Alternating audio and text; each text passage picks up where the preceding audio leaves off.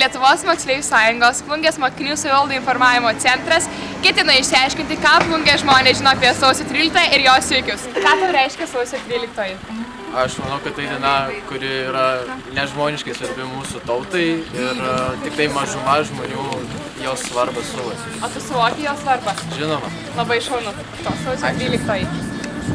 Sausio 13 Lietuvai labai daug ką reiškia asmeniškai ir man, kadangi ir man teko važiuoti dviem autobusais iš Plungės saugoti Seimo rūmų.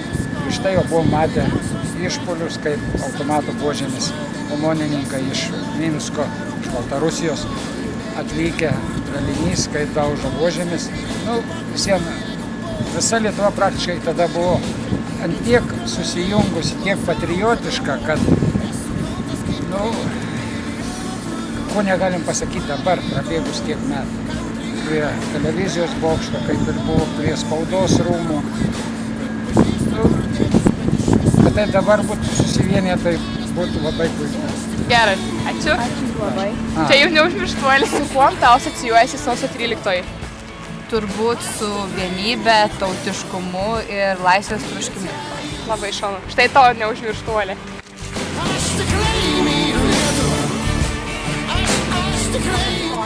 Ką žinote apie sausio 13? Kad lietuviai gimė Lietuvą ir lietuviai važiavo į Vilnių.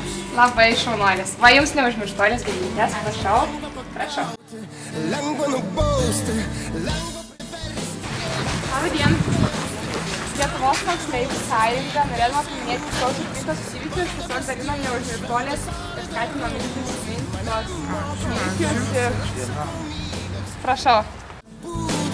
Veikia valstybė, tu jauties